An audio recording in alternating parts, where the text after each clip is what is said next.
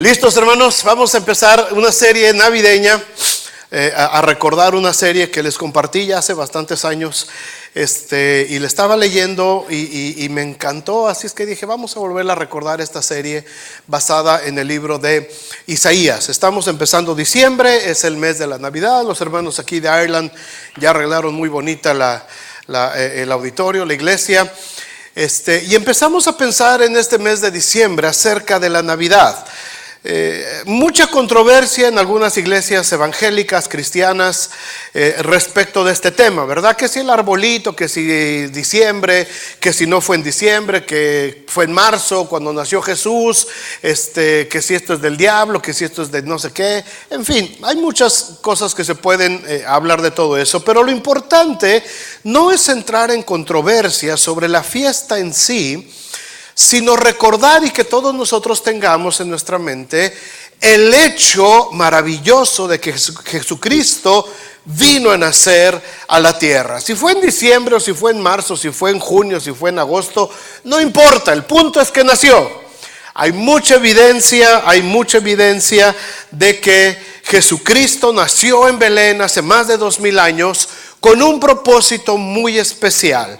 Y por estas fechas los cristianos celebramos o recordamos esa fecha. Para nosotros no es tan importante el asunto de los regalitos y esto y el otro. Es bonito, es un detalle familiar, una fiesta familiar, la cena y todo eso. Pero en medio de todo eso, hermanos, lo más importante es que como cristianos tengamos en nuestra mente que el evento se refiere a que Jesucristo vino a darnos libertad. Amén. La Navidad es un acontecimiento que ahora nosotros vemos hacia el pasado. Vemos hacia más de 2000 años que sucedió esto, ¿verdad? Allá en Belén, en Judá, y vemos muchas historias de todo lo que sucedió. Mucha gente celebra la temporada, pero ni siquiera sabe de qué se trata. Mucha gente piensa que son regalitos y cena y todo eso, pero la realidad es que es un evento que sucedió para nosotros hace 2000 años, donde este niño que nace en Belén se convierte en rey y se convierte en el libertador que nosotros habíamos esperado. Nosotros vemos al pasado, pero allá en el pasado, más atrás todavía, 700 años antes de que naciera Jesús, un hombre llamado Isaías, él tenía que ver hacia el futuro. Nosotros ya vemos hacia atrás 2000 años, pero Isaías tuvo que ver, revelado por Dios desde luego, 700 años antes de que se diera este suceso en Belén de Judá. Isaías, este profeta de Dios, tuvo que imaginarse lo que Dios le estaba revelando de lo que iba a ser el libertador que iba a venir muchos años después. Isaías no sabía cuándo, él solamente recibió la profecía, él solamente recibió las instrucciones, pero no recibió fechas. Así es que Isaías, el profeta, él pudo haber dicho, van a ser en tanto tiempo, pero no, porque los tiempos son de Dios, hermanos. Los tiempos los maneja Dios. En nuestra vida, en todo lo que hacemos nosotros, los tiempos son de Dios. ¿Cuántos dicen amén a esto? Los tiempos son de Dios. El tiempo de tu redención es de Dios. El tiempo de la salvación de tu familia es de Dios. El tiempo de tu sanidad física inclusive es de Dios. El tiempo de la restauración de tu vida matrimonial es de Dios. El tiempo cuando Cristo viene por nosotros nuevamente lo maneja solamente Dios. Cuando el cristiano entiende este principio, hermanos, es más fácil transitar en la vida cristiana. Porque muchas veces nosotros oramos y nos desesperamos porque cuando abrimos los ojos de la oración todavía no vemos el resultado. O pasa una semana, 2 semanas y decimos, no ha pasado nada y ya estamos desesperando. No, los tiempos son de Dios. Amén. Este tiempo que marca tu reloj es el tiempo cronos, es el tiempo que se puede cronometrar, es el tiempo que se puede medir. Tú dices, ahorita son las 2 de la... ¿Las 2? Sí, las 2 de la tarde, ¿verdad? Y tu relojito va, ¿verdad? Y te va a decir al ratito ya son las 2:30, al ratito son las 3 y el pastor no acaba de predicar. Ese es el tiempo cronos, el tiempo medible que nosotros podemos medir. El tiempo de Dios, la Biblia lo llama el kairos de Dios. ¿Cómo? El kairos. Es un tiempo de Dios. No es medible, no es como el cronos, no se puede medir.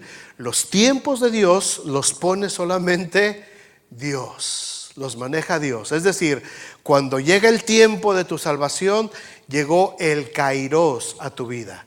Cuando estás orando al Señor por alguna cosa en especial y de pronto ves la respuesta, es que fue el kairos de Dios a tu vida respecto de esa petición. ¿Se entiende esto, hermanos? Entonces, los tiempos de Isaías, cuando Isaías el profeta está aquí, 700 años casi antes de llegar a la celebración de la primera Navidad, Isaías solamente puede vislumbrar lo que Dios le dice. Dice, va a suceder que van a ser un niño de una virgen y él se va a convertir en el rey, en el Mesías, y él va a liberar a mi pueblo Israel. Le dice lo que va a suceder en el tiempo de Dios, pero no le dice cuándo. Así es que Isaías solamente redacta, escribe lo que Dios le dice. Fíjense en Isaías capítulo 9, abran sus Biblias. Isaías capítulo 9, en el versículo 6. Isaías 9:6 dice, porque un niño nos es nacido, hijo nos es dado, y el principado sobre su hombro, y se llamará su nombre admirable, consejero, Dios fuerte, Padre eterno, príncipe de paz. Lo dilatado de su imperio y la paz no tendrán ¿qué? Límite. Sobre el trono de David y sobre su reino, disponiéndolo y confirmándolo en juicio y justicia desde ahora y para siempre. El celo de Jehová de los ejércitos hará esto. Celo no se refiere a los celos que nosotros conocemos, ¿verdad? Cuando alguien le está echando ojitos a tu novia y te dan los celos. No se trata de eso. O a tu novio, ¿verdad? Las mujeres. ¿Qué te traes conmigo? No es ese tipo de celo. Celo se refiere a la pasión por ver realizada una tarea. Ese es el celo. El profeta Elías, cuando se esconde en la cueva y le pregunta a Dios, ¿qué haces aquí? Elías le dice, el celo por tu obra me consume. Es decir, el deseo de ver que el plan de Dios se cumpla. Y sería muy bueno que nosotros, hermanos, aquí de veras sintiéramos el celo de la obra de Dios. Cuando la iglesia siente celo porque la obra de Dios siga adelante, hermanos, no hay quien nos detenga, no hay quien nos pare. Así es que dice que el celo de Jehová de los ejércitos hará esto. ¿Qué es lo que iba a hacer? A lo largo de los escritos de Isaías, va a revelar él muchas cosas acerca del Mesías, del ungido de Jehová que vendría después de muchos años a establecer este reino. No lo iba a establecer a base de guerras, no lo iba a establecer a base de destrucción, sino a base de conquistar corazones y mentes a través de su amor. Y este versículo 6 dice, y se llamará su nombre. Está hablando de que va a nacer un niño. Está hablando de que va a tener un principado sobre su hombro, es decir, una carga muy fuerte.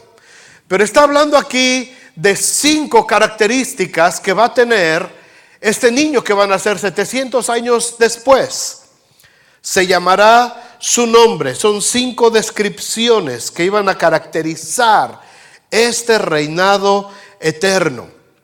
Así es que a lo largo de este mes vamos a hablar acerca de estas características en las que Jesús se tiene que mover de acuerdo a la profecía de Isaías. Vamos a empezar el día de hoy a hablar acerca de admirable y consejero. ¿Por qué Jesús es, o Isaías lo describe como que va a ser alguien admirable? Admirable significa algo que es digno de admiración. Todos los días nosotros vemos montononal de cosas. Todos los días nosotros vamos en nuestro diario vivir y vemos muchísimas cosas que ya estamos acostumbrados. O sea, vas por ejemplo en el 20, ¿verdad? Vas manejando y ves un montón de carros. ¿Te llaman la atención? No. Pero si de pronto vas manejando acá bien tranquilito y de pronto ves junto a ti un Lamborghini Diablo color rojo y dices, a la torre, de estos no se ven aquí por mi rancho tan seguido, ¿no? Y te causa admiración. Algunas hermanas quedaron como diciendo, ¿viste de qué está hablando? Ahora un ejemplo para las hermanas. Ay, Señor. Ajá, estás en el mall, ¿verdad? Y de pronto, gracias, Normis.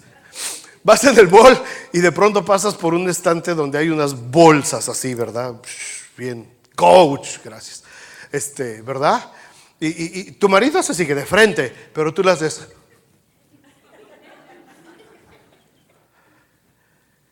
Porque es algo a lo mejor que es fuera de lo común y te causa admiración. Dentro de nuestro diario vivir, hermanos, yo he visto que algunos de ustedes a veces, como salen de madrugada, algunos ponen algunas fotos hermosas del amanecer, ¿verdad? Todos los días amanece, desde hace miles de años. Pero hay ciertos amaneceres, ¿verdad?, que te llaman la atención, te cautivan, no sé, son los mismos colores, anaranjadito y amarillo. Pero hay algo, ciertos amaneceres que te cautivan al grado de detenerte y tomar una foto, ¿verdad? Y hacer un comentario. Todos los días aparentemente lo mismo, pero hay ciertos amaneceres que te causan admiración. Hay ciertos atardeceres que te causan admiración. Hay ciertos momentos en la vida que te causan admiración. Todo el tiempo vemos fotos de chamaquitos en el Facebook, pero de pronto llega un chamaquito, una de esas fotos, que es un poco diferente y te causa admiración. Todos los días en nuestra vida, hermanos, estamos viendo un montón de cosas. Las retratamos, imágenes en nuestras mentes, pero hay algunas cosas que se salen de lo común y entonces es cuando provocan un sentimiento de admiración. El profeta Isaías está describiendo a Jesús como alguien que iba a ser admirable, es decir, la gente iba a ver a este hombre caminando por Galilea, caminando por todas estas regiones, como cualquier otro hombre, con su cabello, con su barba, con su túnica, iba a ir caminando. Pero dice Isaías, este hombre, cuando la gente lo vea, la gente lo va a admirar, porque va a ser diferente, va a tener algo diferente que toda la demás gente común y corriente no tiene. Y él va a ser digno de admiración. Por eso le pone Isaías este primer nombre a Jesús. Su nombre será admirable. Alguien digno de ser admirado. Déjame decirte 3 referencias de por qué Jesús es admirable. Número 1, porque Jesús es tu libertador. ¿Qué es lo que hace que admiremos a Jesús? Porque Él vino a darme libertad. Porque Él vino a darme vida. Porque Él vino cuando yo estaba muerto en mis delitos y pecados. Él vino a darme libertad. Por eso yo lo admiro. Es digno de admiración. En el capítulo 13 del libro de Jueces se narra la historia del nacimiento o de la predicción del nacimiento de Sansón. Sansón fue uno de los jueces que liberó al pueblo de Israel. Habían pasado más de 200 años, guerras, persecuciones, los tenían sometidos. De pronto se levantaba un libertador y los sacaba adelante. Pasaban 40 años de paz, los volvían a someter. Y cuando llega el tiempo de nacer de Sansón, el pueblo está todavía sometido bajo mano de los madianitas. Y está el papá de Sansón, ahí en el capítulo 13 de Jueces. El papá de Sansón se llamaba Manoa. Qué nombrecito. Manoa. Manoa se llamaba el hombre. Y dice que estaba Manoa y se le apareció el ángel del Señor. se le aparece el ángel del Señor a Manoah. Vayan conmigo allá a Jueces capítulo 13, versículo 15. Entonces Manoah dijo al ángel de Jehová: te ruego nos permitas detenerte y te prepararemos un cabrito. Ya les había dicho el ángel que iba a hacerles un chamaco y que iba a ser el libertador. Y el ángel de Jehová respondió a Manoah: aunque me detengas, no comeré de tu pan. Mas si quieres hacer holocausto, ofrécelo a Jehová. Y no sabía Manoah que aquel fuese ángel de Jehová.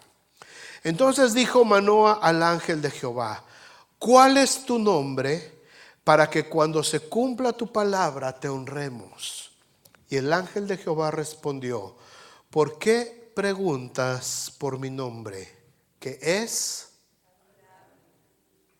admirable? 500 años antes de Isaías todavía. 2500 años antes de nosotros, no, 3200 años antes de nosotros. Cuando en la Biblia encontramos esta referencia al ángel de Jehová, no se refiere al ángel Gabriel, que era el mensajero, no se refiere al arcángel Miguel, que era el arcángel de guerra. Cuando se refiere al ángel de Jehová, se conoce como una teofanía, es decir, una encarnación física de Dios. Era Jesucristo, era Jesús el que se presentó a Manoah. Era Jesús el que se presenta delante de Manoah. Y le dice Jesús: ¿por qué preguntas por mi nombre, que es admirable? Y dice el relato que cuando Manoah puso la leña en el fuego y todo esto, el ángel de Jehová en la misma lumbre subió y no lo volvieron a ver nunca más. Algo fuera de lo común, algo digno de admiración. Su nombre es admirable. Jesucristo es admirable, porque al igual que a través de Sansón trajo libertad al pueblo de Israel, Jesucristo, el admirable, nos trajo libertad a nosotros. Cuando estábamos envueltos, hermanos, en todo lo malo que estábamos haciendo, las ligaduras de muerte que nos tenían atados, el pecado se había enseñoreado de nosotros. Estábamos sometidos a esos pensamientos cargados de iniquidad. Nos sentíamos derrotados por la enfermedad, la depresión, la tristeza. Nos acompañaban de día y de noche. Pero un bendito día te encontraste con Jesucristo el admirable y te libertó de todas tus ataduras y ordenó que se te diera óleo de gozo en lugar de tristeza. ¿No es digno de admiración Jesús?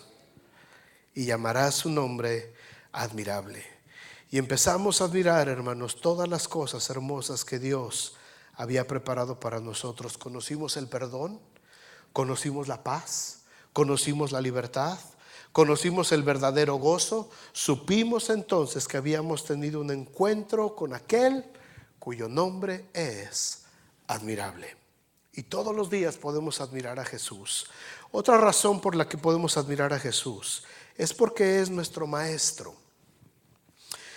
Marcos 6:2 dice: llegando el día de reposo, comenzó a enseñar en la sinagoga, y muchos oyéndole, ¿qué? Se admiraban y decían: ¿de dónde tiene estas cosas? ¿Y qué sabiduría es esta que le es dada? Y estos milagros que por sus manos son hechos. Todos los días sábados era el día de la sinagoga. Todos los sábados después de cientos de años, cada sábado había un maestro en esas sinagogas. Y todos los sábados se levantaba el maestro y enseñaba acerca de los rollos de la ley de Dios. Y no pasaba nada, la gente iba y escuchaba cada sábado. Pero un sábado llega Jesús y dice: a ver, denme el rollo. Y le pasan un pergamino y Jesús empieza a leer y les empieza a explicar. Y todos dicen que se admiraron. ¿Por qué? Porque era un maestro diferente. Era un maestro que valía la pena admirarse. Era un maestro como el que no se veía todos los sábados en la sinagoga. Él era diferente. ¿Por qué? Porque dice que hablaba con autoridad. Como que él era el dueño de los rollos, ¿no? Él hablaba con autoridad, no como los escribas, que solamente les echaban rollo y ellos vivían una vida totalmente desenfrenada. Dice que él hablaba con autoridad. Así es que era un maestro que causa admiración. Yo no sé, en la vida de cada uno de nosotros probablemente haya un maestro de allá de la escuela, de la primaria, de la secundaria, de la high school, no sé, de la carrera, que causó admiración. Tuvimos muchos maestros durante la niñez, ¿no? En la escuela. Pero quizás alguno de ustedes recuerda con cariño en especial a un maestro que fue admirable por alguna cosa para nosotros, ¿verdad? Yo recuerdo con mucho cariño a mi maestro Eduardo Nájera, de 6º año de primaria, porque ese hombre nos dejaba con la boca abierta cuando nos enseñaba las cosas de la escuela. Y cuando hacíamos dramitas y plays y todo ese tipo de cosas, era increíble. Y él tenía un negocito de electricidad, de cosas de electricidad y todo eso. Y nos invitaba por las tardes a su negocio. Y ahí íbamos varios ahí a su negocio. Y nos ponía a hacer cositas ahí con electricidad. O sea, fue alguien que impacta tu vida, que te quedas admirado de la forma como te trata, como te enseña. Yo no sé si ustedes se acuerdan de un maestro o de plano dicen, ay no, que gracias a Dios que no me acuerdo de nadie. Pero hubo gente que influyó en nuestra formación. Hubo gente que influyó. Jesús como maestro era digno de ser admirado. Cuando escuchamos nosotros, hermanos, las enseñanzas de Jesús, cuando abres tu Biblia, y esas Biblias ahora casi todas ya tienen, todas las palabras de Cristo están en rojo. Así es que cuando estás leyendo y te encuentras esas letras rojas, es Jesús hablando. No son los comentarios de los escritores bíblicos, es el mismo Jesús hablando. Y cuando tú empiezas a leer con detenimiento todas las enseñanzas de Jesús, hermanos, no tenemos otra cosa más que admirarnos. Nos enseña cómo ser salvos, nos enseña cómo amar a nuestros semejantes, nos enseña cómo podemos ayudar a otros, cómo debemos de vivir todos los días, cómo orar a Dios, cómo servir a Dios. La sencillez de sus enseñanzas, ahí está la grandeza de Dios. En la medida que le conocemos más, que vamos profundizando, empezamos a admirarle más y más. ¿De dónde tiene estas cosas?, decía la gente. ¿De dónde le sale tanta sabiduría? Juan 15:15 dice, ya no os llamaré siervos, les dijo Jesús a sus discípulos, porque el siervo no sabe lo que hace su Señor, pero os he llamado amigos, porque todas las cosas que oí de mi Padre os las he dado a conocer. La fuente de las enseñanzas de Jesús, ¿de dónde venían? Directamente de Dios. Todo lo que el Padre me ha enseñado, se los estoy dando a conocer a ustedes. Por eso Jesús es un maestro digno de ser admirado. Se llamará su nombre admirable. Y también es admirable porque nos dio una nueva identidad. ¿Qué éramos antes de conocer a Jesús, hermanos? ¿Qué éramos antes de conocer a Jesús? Por muchos títulos y logros que tuviéramos o por muchas cosas que hubiéramos acumulado, al final no éramos nada. No éramos nada, estábamos vacíos, vagando por el mundo sin Dios, sin esperanza. Muchos quizás sabían o vivían de acuerdo a lo que el mundo les había dicho. Muchos crecieron, mucha gente creció sabiendo que eran unos inútiles, porque así les decían. Eres un inútil, eres un bueno para nada. No vas a pasar ¿de qué? ¿Cómo decían? De perico perro. No sé qué significa eso, pero así decían, ¿verdad? Nunca vas a pasar de perico perro. ¿Qué tiene que ver un perico con un perro? No sé, pero así decía el dicho. Algunos crecieron con una expresión como, de haber sabido ni siquiera te hubiera recogido como hijo. Expresiones muy duras. muy duras. Hay gente que creció con ese tipo de marcas, de haber sabido, ni siquiera te dejo nacer. O sea, hay gente que fue marcada por una identidad totalmente abominable y muchas veces crecimos con esa identidad. Eres un inútil, eres un fracasado, eres un bueno para mí, nomás saliste igual que tu padre, saliste igual que tu madre, con razón tus padres te abandonaron, con razón. Y fue tal la carga emocional que crecimos con esa identidad. Pero cuando nos encontramos a Jesús, cuando venimos a Jesús, le admiramos. Porque Él nos toma, nos levanta, y dice la Escritura, Él levanta del polvo al menesteroso y lo hace sentar entre los príncipes de la tierra.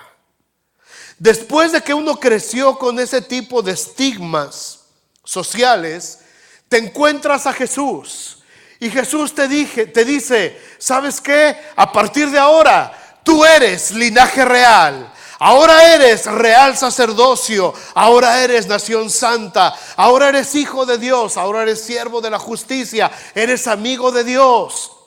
Lección 1.15 del curso discipulado, nuestra nueva identidad en Cristo. Ahora Cristo me da una nueva identidad. Ya no soy lo que el mundo dijo que soy. Ya no tengo que crecer con lo que el mundo dijo que era. Ahora el Señor me dice que soy hijo de Dios, que soy amado de Dios, siervo de la justicia, ciudadano del reino de los cielos, coheredero con Cristo para buenas obras, esclavo de la justicia de Dios. Ahora tengo una nueva identidad. Cuando el mundo me dijo lo que ellos creían que yo era, Cristo me dice, no, tú no eres eso. Tú eres lo que yo hice por ti.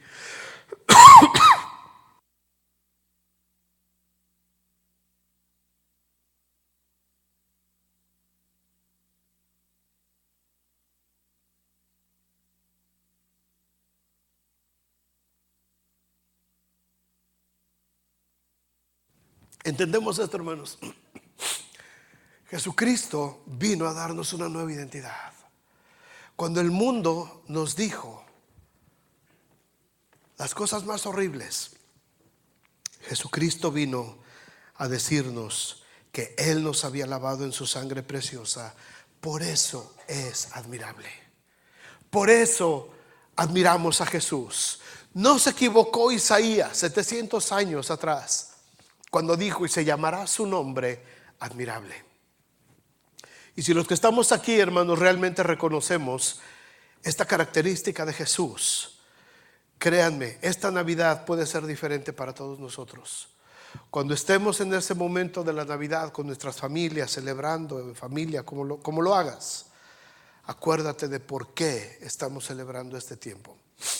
Porque Él es admirable. El segundo nombre, la segunda característica que Isaías da aquí, dice que es consejero. Admirable, consejero. ¿Por qué necesitamos a Jesús como consejero? Número uno, porque todos nos descarriamos, hermanos, y no sabemos a dónde ir. Isaías 53:6, hablando precisamente también de Jesús, dice que todos nosotros nos descarriamos como ovejas. Cada cual se apartó ¿por dónde? Por su camino. Cada quien agarró por donde su gana le dio. Mas Jehová cargó en Jesús, en el Hijo de Dios, en el Mesías. Jesús cargó en ese consejero todos nuestros pecados, el pecado de todos nosotros. ¿Cuánto hemos vagado por el mundo, hermanos, tomando decisiones necias e incorrectas que solamente nos han traído desgracia sobre nuestras vidas? Hemos caminado como ovejas descarriadas, acumulando error tras error, golpe tras golpe. Dice la canción, no sé de quién, tropecé de nuevo y con la misma piedra. ¿Quién la canta? Camilo Sesto. ¿A poco? Tropecé de nuevo y con la misma piedra. No me suena Camilo Sesto. Julio Iglesias, tropecé de nuevo y con la misma. Más o menos a lo mejor. ¿A quién quieren? Aquí no, no es cierto. Nosotros tropezamos una y otra vez. Dicen las estadísticas que el ser humano es el único animal que comete 2 veces el mismo error. Un animal comete un error y aprende. Su condicionamiento inmediatamente dice: por ahí no puedo caminar porque ya me caí una vez, y le da la vuelta. Pero nosotros ya sabemos que ahí nos vamos a caer, y cuando te sales te das la vuelta y todos nosotros nos descarriamos como ovejas. Mas Jehová cargó en Jesucristo los errores, los pecados de todos nosotros. Por eso necesitamos un consejero, hermanos. Por eso necesitamos un consejero. Él es nuestro gran consejero. No solamente nos aconsejó regresar al camino del Señor, sino que también pagó las consecuencias de habernos caído tantas veces en el mismo agujero. Él se encargó de perdonarnos. Él se encargó de borrar todos esos pecados, y entonces ahora los clavó en la cruz. Y no solamente los clavó en la cruz, sino que se dio el lujo de exhibir a los principados y sacerdotes y principados que nos habían hecho caer en ese agujero. Y los exhibió públicamente, triunfando sobre ellos en la cruz, dice Colosenses. Así es que cuando nosotros necesitamos un consejero, hermanos, el mejor consejero es aquel que murió por nosotros en la cruz del Calvario, en primer lugar. ¿Qué mejor consejero? Señor, ¿qué hago? Antes de ir con el pastor, antes de ir con la comadre, antes de ir con el compadre a preguntar, dobla tus rodillas. Señor, consejero mío, ¿qué hago? ¿Qué hago? Y entonces el Señor te dará dirección. Si tú dices: Señor, ¿es de ti que vaya a ver al indio amazónico? Jamás vas a escuchar un sí del Señor. Buscad el reino de Dios y su justicia. Así es que el Señor es nuestro consejero, porque Él murió por nosotros en la cruz. Pero también, en segundo lugar, porque no hay un consejero más sabio, hermanos. No hay consejos más sabios que la palabra de Dios. Estos son los mejores consejos. No hay más. Vean lo que dice el Salmo 119, 23. Todo el Salmo 119, algunos ya lo saben, es el capítulo más largo de toda la Biblia. Pero todo el Salmo 119 se la pasa hablando acerca de lo que significa la ley, los mandamientos, los estatutos de Dios. Es hermoso el Salmo 119. Y el versículo 23 dice: príncipes también se sentaron y hablaron contra mí, mas tu siervo, ¿qué? Qué hermoso, qué hermoso. Príncipes, dice, se sentaron y hablaban en contra de mí. ¿Has estado en alguna situación donde sabes que alguien está hablando en contra de ti? ¿Qué se siente? ¿Se siente mal? ¿Dan ganas de pararse e ir a decir: oye, ¿qué traes? ¿Qué? ¿No? ¿Te da coraje? Mucha gente se puede deprimir. Mucha gente se puede venir completamente abajo. Hay gente que no soporta saber que alguien dijo algo mal de esa persona. Se pone mal. ¿Por qué? Porque no soportas que nadie diga nada en contra de ti. Pero fíjate lo que dice este salmo: príncipes también se sentaron.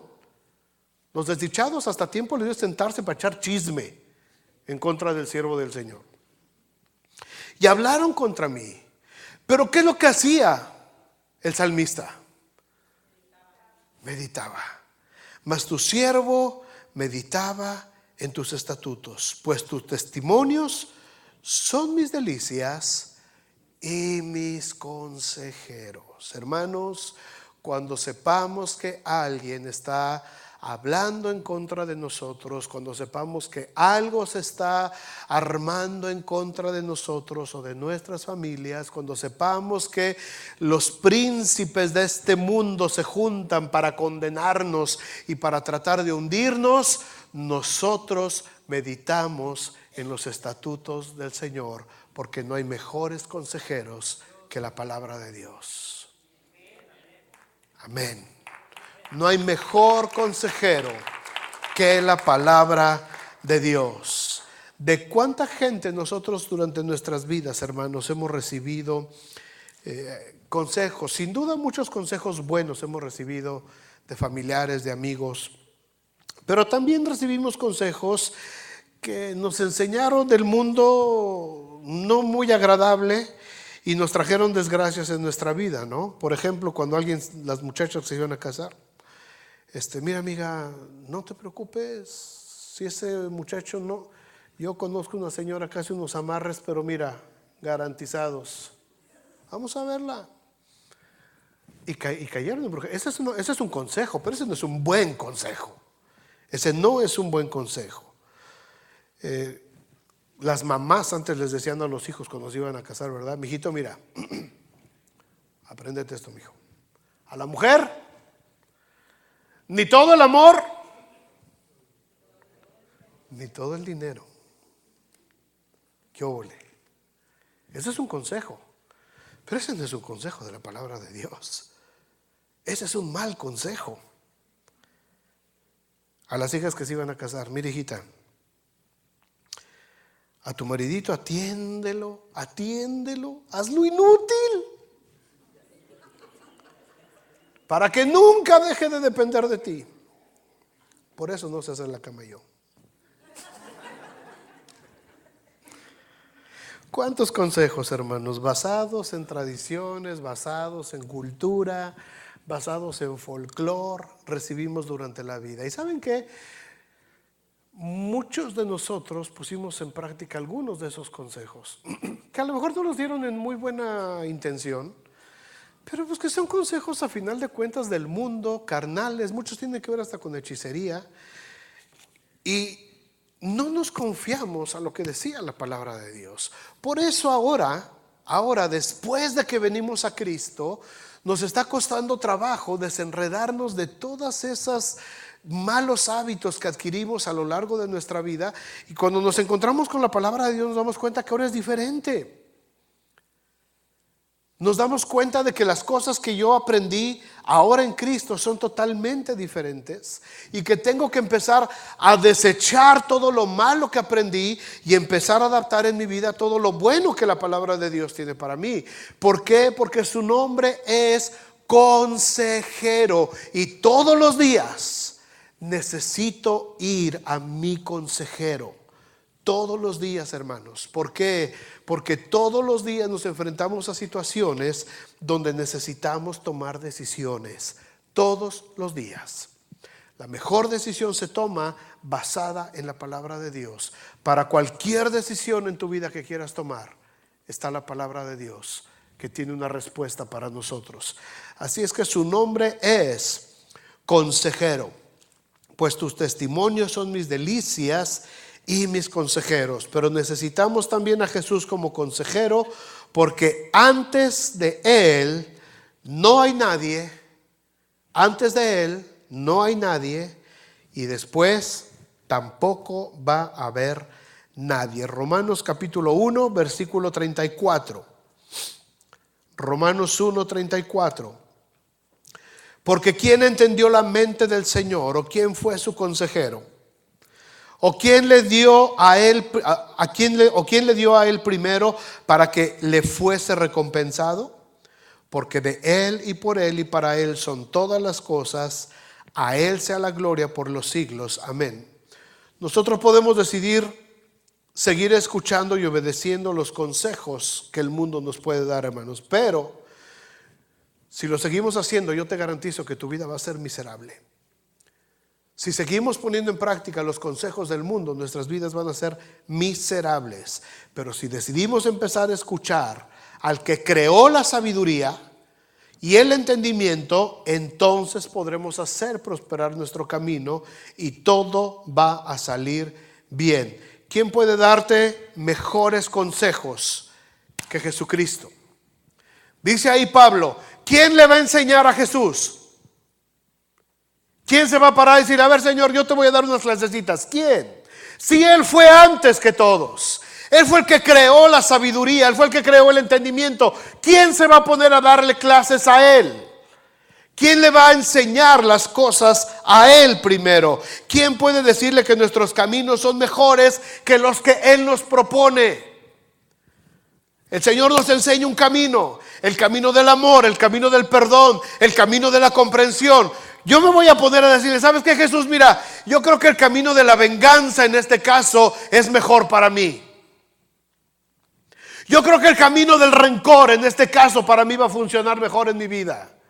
¿Por qué? Porque tengo sed de venganza, tengo sed de desquitarme, tengo coraje, quiero hacer esto. Yo creo que este es el mejor camino ahora, Señor. ¿Quién le va a decir al Señor lo que es mejor para nuestra vida? ¿Quién le va a enseñar? A Él. Si es que tenemos el ejemplo de lo que Él sufrió por cada uno de nosotros. ¿Quién se va a poner? Por eso está diciendo Pablo aquí, ¿quién va a instruir al Señor Jesús? ¿Quién le va a enseñar? Si Jesús dice, si tu enemigo te pide que vayas con él 1 milla, ve con él 2. ¡Ah! La reacción del humano. ¿Pero cómo, Jesús, eso? It doesn't match. Es mi enemigo. Es mi enemigo. Era el soldado romano que los tenía subyugados.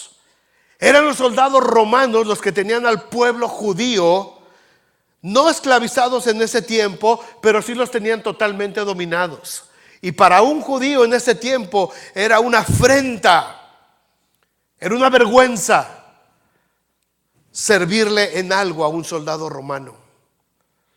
Y cuando dice Jesús, si tu enemigo te dice que vayas con él 1 milla, ve con él 2, porque los soldados tenían que caminar infinidad de millas cargando todo el equipo que llevaban.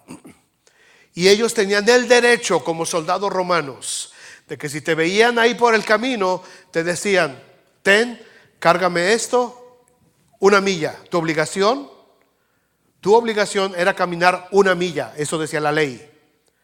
Cada soldado o cada ciudadano romano puede exigirle a un ciudadano judío que vaya con él 1 milla, cargándole las cosas. Imagínate. Oye, yo nomás voy aquí a la vuelta, mano. 1 milla tienes que caminar conmigo. Caminas y te regresas. Imagínate, ¿cómo irías tú? Es tu enemigo. Es tu enemigo. Quizás es el hombre que mató a alguien de tu familia, porque se puso al tiro y le clavó la espada y no pasa nada. Quizás es tu enemigo, porque es el que está atemorizando a tu nación. Te tiene controlado, te quitan tu dinero, te quitan tus cosechas, te quitan lo que pescas, te quitan todo lo que tienes. Te lo están quitando estos soldados romanos. Y de pronto dice que vayas con él 1 milla. ¿Cómo irías esa milla con él caminando? Oye, Neroncito, ¿y qué me cuentas, mano? ¿Cómo va? Ya vas tú cargando con todo acá. Esas espadas pesaban, esas armaduras pesaban. Y ahí te echas todo. ¿Ya ibas cotorreando con él? No. La gente iba maldiciendo, la gente iba refunfuñando, la gente iba de malas, pero tenían que completar la milla. Y cuando llegaban a la milla, dice el historiador Josefo, que aventaban las cosas y se regresaban y los maldecían desde lejos. Eso es lo que hacían. A eso se refiere Jesús cuando dice eso. Y todavía te dice Jesús, si ese soldado romano te pide que vayas con él 1 milla, ve 2. ¿Cómo le cayó a la gente ese consejito? Digo, Jesús, te voy a dar un consejo, mano, porque mi nombre es consejero, ¿eh? Okay. Si tu enemigo te dice 1 milla, ve con él 2. Si tu enemigo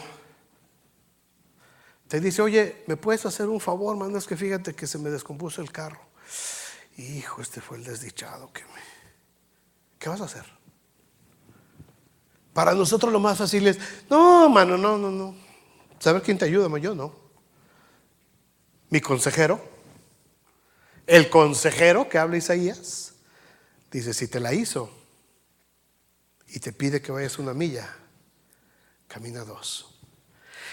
Y al que te lastimó, al que te hirió, al que te dio una cachetada, voltea a la otra para que te ponga otra. Porque si no te vas a ver mal, mano. Un lado rojo y otro no. Mejor así las 2 rojitas para que, como que estás bien chapeadito.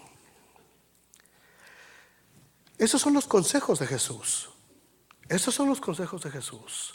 Bendecid y no maldigáis.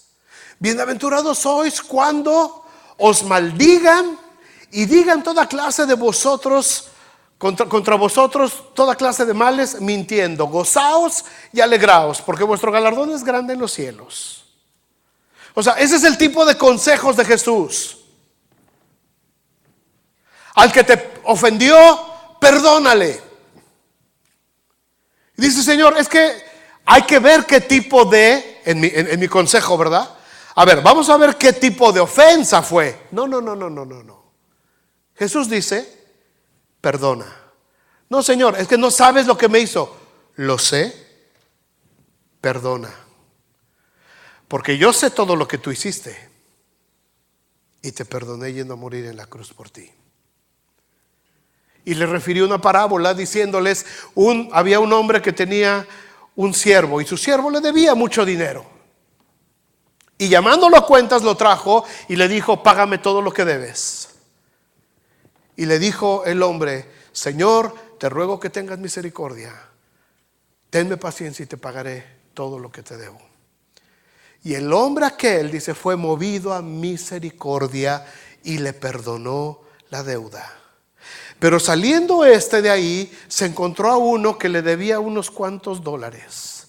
Y le dijo, págame lo que debes. Y le molestaba para que le pagara. Y el otro le dijo, aguántame tantito y te lo voy a pagar todo. Y él no quiso tener misericordia, llamó a los alguaciles y lo metió a la cárcel. Oyendo esto, los amigos del siervo aquel, del señor se entristecieron mucho y fueron y le contaron al Señor, al que le acabas de perdonar 10,000 denarios, mano, fue y echó a la cárcel a uno que le debía 2 denarios y le dijo, tráiganmelo.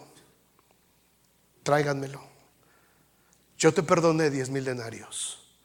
¿No podías tú perdonarle 2 denarios a este otro hombre? Ahora agárrenlo y échenlo a la cárcel hasta que pague todo. Esos son los consejos del Señor. Si alguien te hizo algo, perdona, manito. Y no le pongas límite, no le pongas precio, no le pongas hasta aquí, Señor. Porque Jesús nos perdonó todo. Esos son los consejos del Señor. Esos son los consejos. Por eso Jesús es nuestro consejero. ¿Quién puede darle consejos a Jesús? Él fue el que creó nuestras mentes. ¿Quién puede decirle que nuestros caminos son mejores que los que Él tiene para nosotros? Primera de Corintios 2:16 dice, porque ¿quién conoció la mente del Señor? ¿Quién la instruirá? Mas nosotros tenemos la mente de Cristo. La mente de nuestro consejero puede ser nuestra. Yo puedo tener la misma mente que Cristo. ¿Por qué? Porque ya me la reveló a través de su palabra. Que no la quiera conocer es otra cosa. Pero el Señor ya puso su mente en nosotros. La mente del consejero puede ser nuestra. Los mejores consejos para nuestros matrimonios, hermanos. Los mejores consejos para nuestros hijos. Los mejores consejos para amigos, familiares, provienen de este gran consejero. Los mejores consejos para este mundo, para que este mundo realmente sea mejor, provienen de Jesús. El próximo año hay elecciones en México de presidente. Y está la rebatinga dura, peleándose por el hueso, pero con todo y contra todos le están dando todo. Mientras nuestros países no se sometan al consejo de la palabra de Dios, van a seguir igual. Y ni el Pinto, ni el Colorado, ni el, ¿cómo dicen? Ni el Giro. Experto en gallos aquí. Ni el Giro, ni el Colorado, ni el Pinto. ¿verdad? Si no nos sometemos al consejo de la palabra de Dios. El profeta Isaías, hermanos, anhelaba poder ver la realización de esta profecía, pero no lo pudo ver porque faltaban 700 años para que se cumpliera. Pero ahora nosotros la hemos visto y en muchas ocasiones nos hemos dado el lujo de hacer como que no la vemos. Su nombre es admirable, consejero, Dios fuerte, Padre eterno, príncipe de paz. Pónganse de pie, hermanos, por favor. Vénganse, muchachos de alabanza, por favor.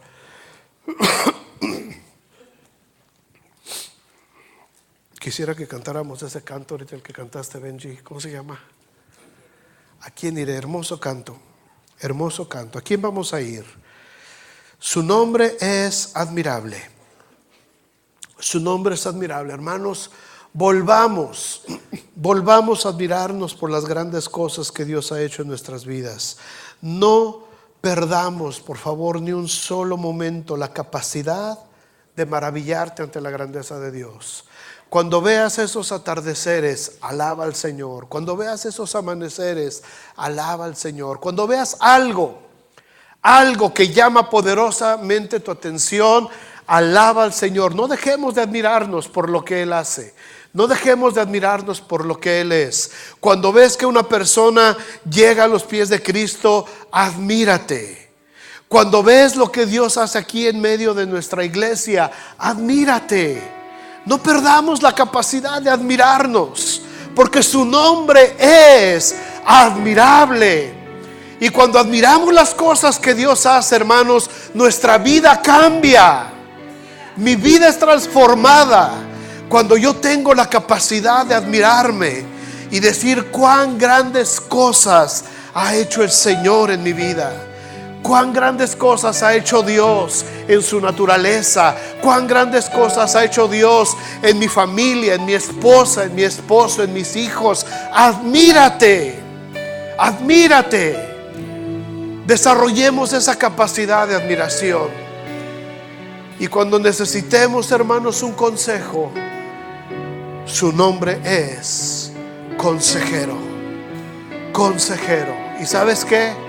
Él te va a dar el mejor consejo que necesites. Nadie más te va a dar el mejor consejo más que el Señor. Por eso recordamos el Salmo 84.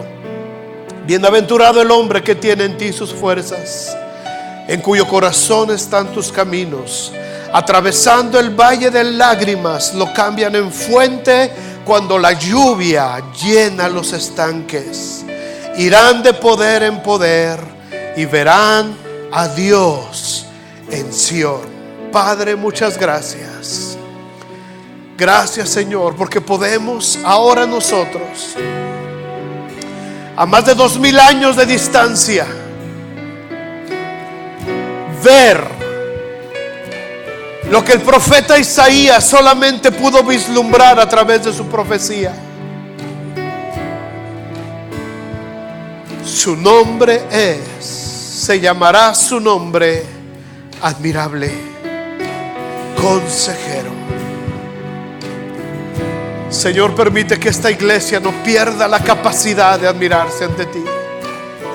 Que no perdamos ni un momento la capacidad de sentir admiración por lo que tú haces en nuestra vida. Que no perdamos la capacidad, Señor, de ir a ti a buscar el consejo que necesitamos, la sabiduría que necesitamos.